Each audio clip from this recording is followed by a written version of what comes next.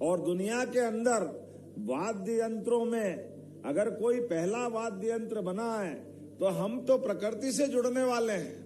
पहला वाद्य बना है वर्षा की बूंद। पहली बार यहाँ के तालाब से, नदी से जब पहली बार बूंद की जो ध्वनि निकलती है, वो ध्वनि डमरू की ध्वनि से जुड़ती है।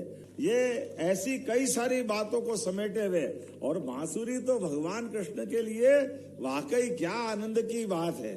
और डमरू की ध्वनि से, इसलिए दुनिया का पहला वाद्य अगर है तो डमरू है, जो महादेव शिवशंकर के नाम पर हम देते हैं। हमें इस बात का आनंद है, जिसको भगवान कृष्ण ने अपने मित्र अर्जुन को कौरव पांडव की उस भीषण सेना के बीच जब उनका विराट रूप दिखाया, रोम रोम से जिसके एक एक छेद करने के बाद भी सप्त सरों की लहरियों के माध्यम से यात्रा, अनंत यात्रा की ओर ले जाती है, जिसके देखते ही अर्जुन जैसा महान धनुर्धर भी थर्रा गया था, डर के मारे कंपायमान हुआ।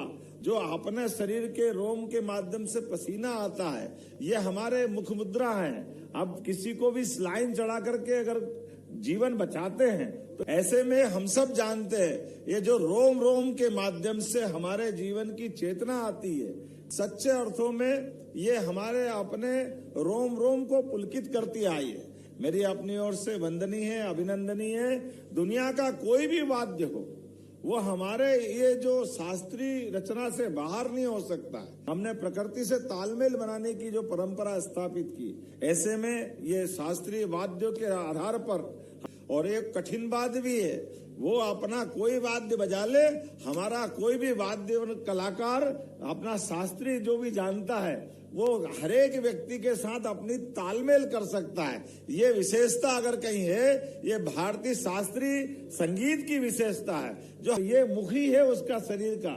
ऐसे में हमारे लिए शास्त्रीय संगीत की साधना, इसलिए हमारे कोई भी देवी देवता अपने जीवन में कोई न कोई वाद्य से जाने जाते हैं।